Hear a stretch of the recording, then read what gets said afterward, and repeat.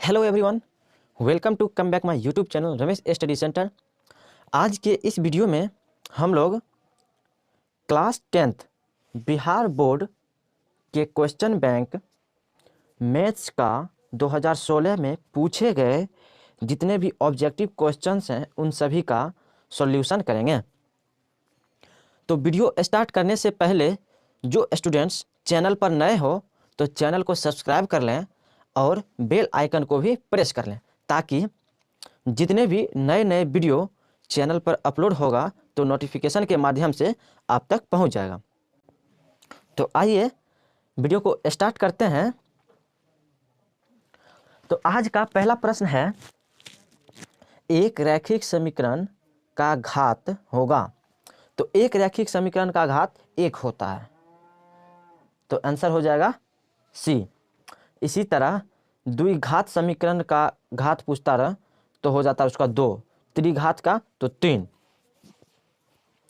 अब question number 2, तो question number 2 tan π/2 का मान होगा। तो tan π/2 का मतलब tan 90 डिग्री होता है और tan 90 डिग्री का मान इन्फिनिटी होता है, तो इसका हो जाएगा इन्फिनिटी, यानी ऑप्शन नंबर डी। इस तरह के ट्रायग्नोमेट्रिक रेशियो का मान निकालने के लिए कैसे निकालते हैं वो हमने एक वीडियो में अच्छी तरह से बता दिए हैं, तो उसका लिंक डिस्क्रिप्शन में दे देंगे और आई बटन में भी मिल जाएगा, तो आप लोग उसको देख लीजिएगा और सीख लीजिएगा, तो आगे चलकर कहीं ऐसा दिक्कत ना आए। तो क्वेश्चन नंबर 3 है कि बिंदु 4, -3 किस चतुर्थांश में है। यहाँ पर जो x कोऑर्डिनेट है x यानी 4, ये पॉजिटिव है, तो x वाला पॉजिटिव और y वाला निगेटिव। तो पॉजिटिव कोमा निगेटिव किस चतुर्थांश में आते हैं। तो पॉजिटिव कोमा निगेटिव चतुर्थांश में आते हैं, तो इसका आंसर हो जाएगा चतुर्थ, तो ऑप्शन नंबर डी सही हो जाएगा। क्वेश्चन नंबर 4, वृत्त के केंद्र पर बना कोण होगा।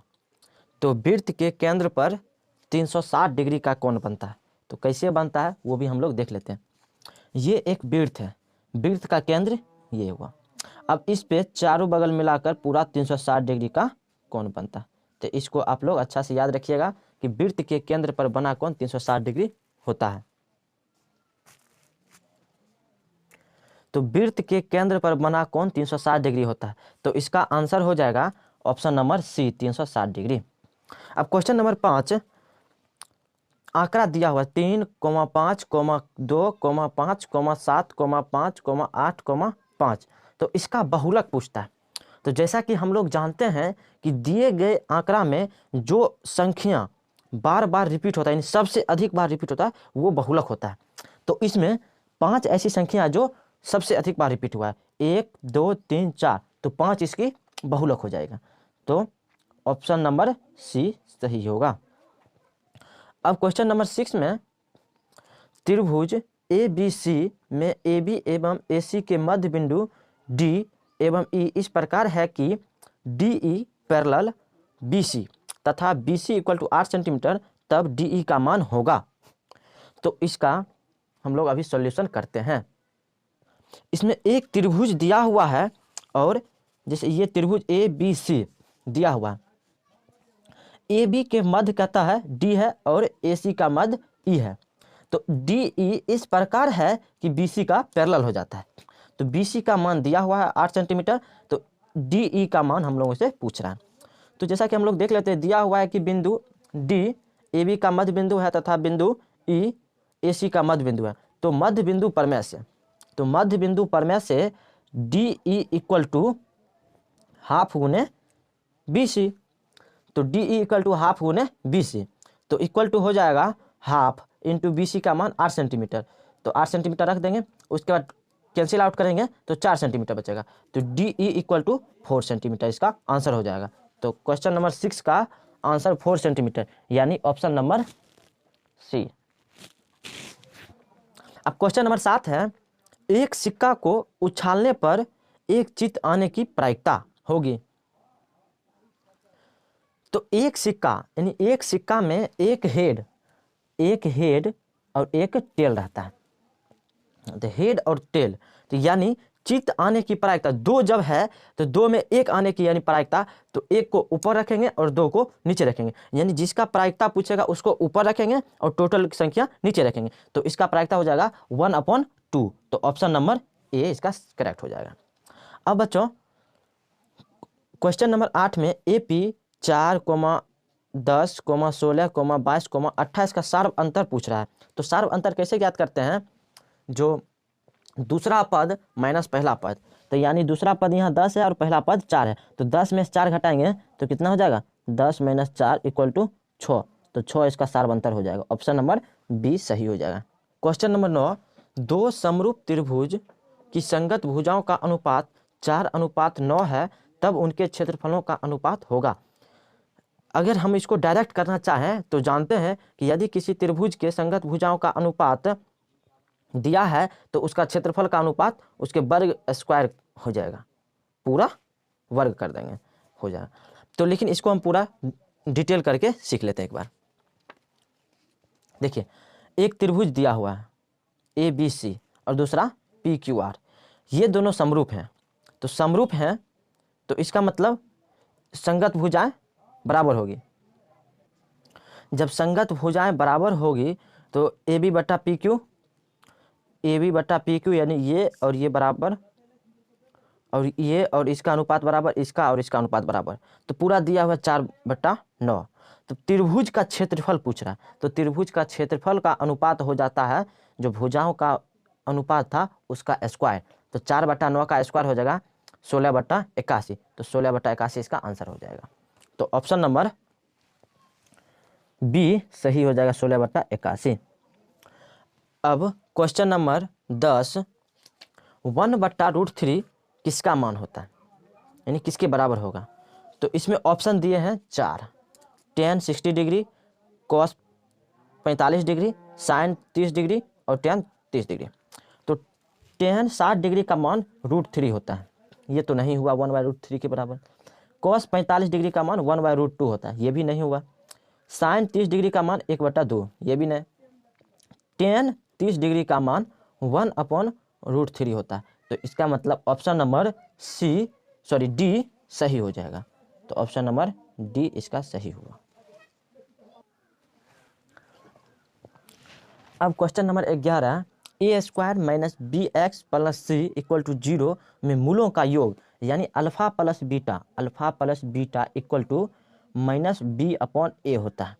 लेकिन यहाँ b के स्थान पर -b है, तो एक माइनस ऑलरेडी हो जाएगा, तो -(-) तो इक्वल टू हो जाएगा +b/a, तो इसका आंसर हो जाएगा b/a। 11 नंबर क्वेश्चन का आंसर। क्वेश्चन नंबर 12 का आंसर sec² - tan², ये फॉर्मूला ही डायरेक्ट होते हैं, sec² - tan² = 1, तो इसको आप लोग अच्छा से याद रखिएगा। क्वेश्चन नंबर 13 में किसी धातु के वलय का क्षेत्रफल pi into R plus small r, यहाँ फिर कहता है इंटू में क्या होगा वो हमको फिल करना है, तो आइए इसका भी आंसर देखते हैं।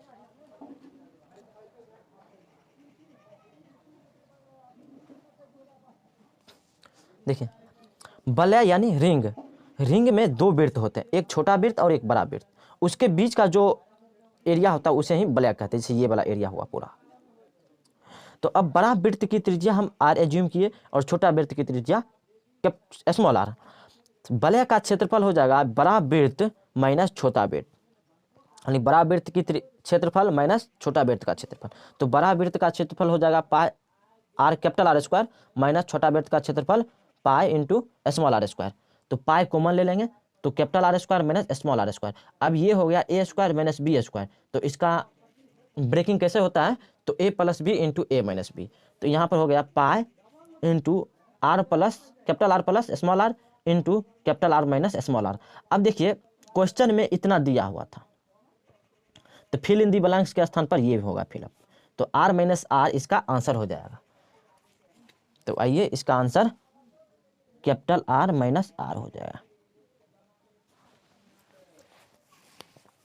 अब क्वेश्चन नंबर 14, तो क्वेश्चन नंबर 14 में मूल बिंदु का निर्देशांक, तो मूल बिंदु का निर्देशांक 0,0 होता है। इसमें कोई रॉकेट साइंस नहीं लगा है, ज़्यादा दिमाग लगाने की कोई ज़रूरत नहीं है। अब क्वेश्चन नंबर 15, यदि 1, 4, x, 5, 12 का माध्य 7 है तब x बराबर होगा। तो इसका सॉल्यूशन भी अभी हम लोग देख लेते हैं। तो इसका सॉल्यूशन हो जाएगा 1, 4, x, 5, 12 का माध्य 7 है, तो माध्य बराबर दिए गए आंकड़ों का योग अपन दिए गए आंकड़ों की संख्या होती है। तो x माध्य बराबर 7, तो 7 बराबर इसको पूरा जोड़ देंगे, तो 4, 1, 5 और 5, 5, 10, 12, 22, यानी 22 प्लस x बटा 5। अब 7 बचे 35, 35 इक्वल टू 22 प्लस एक्स, तो 35 इक्वल टू 22 प्लस एक्स, तो 22 को इधर कर देंगे बराबर की साइड, तो 35 में से 22 जाएगा तो 13, यानी x इक्वल टू 13 इसका मान आ गया। तो x का मान 13 आया, तो आंसर हो जाएगा 13। अब पूछता है किसी असंभव घटना E की प्रायिकता PE इक्वल टू होगा।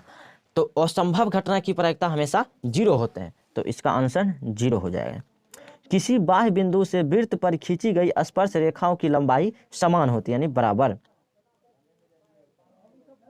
अब ये कैसे बराबर होते हैं वो भी हम लोग देख लेते हैं एक बार। आइए क्वेश्चन नंबर 17, एक वृत्त दिया हुआ है, वृत्त।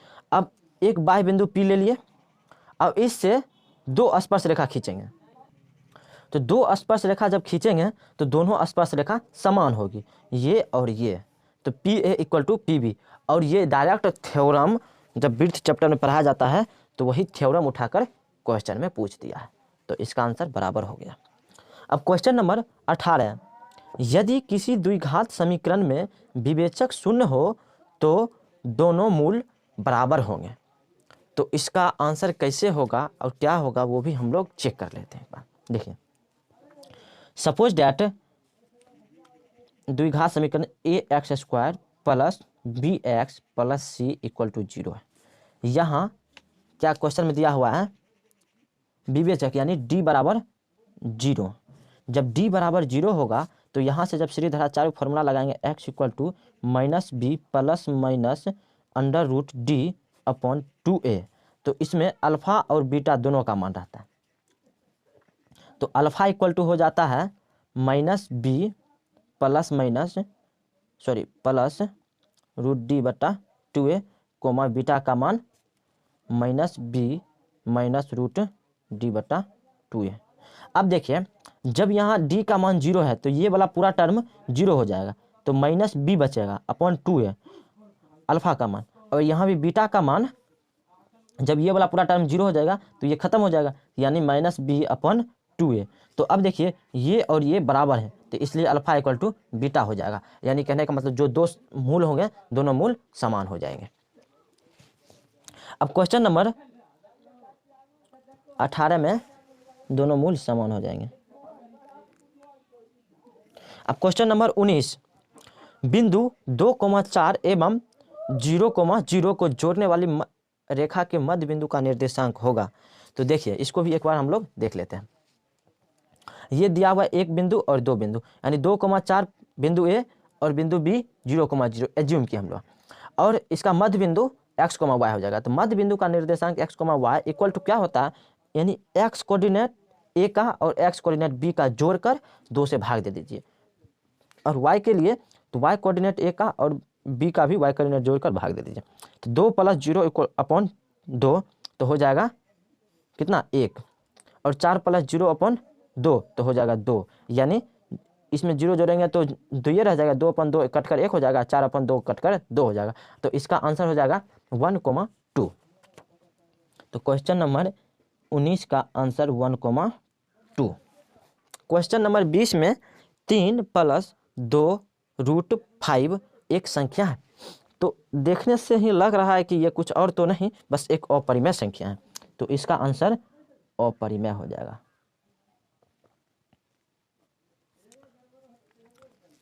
आज के लिए इतना ही, फिर मिलेंगे अगले वीडियो में।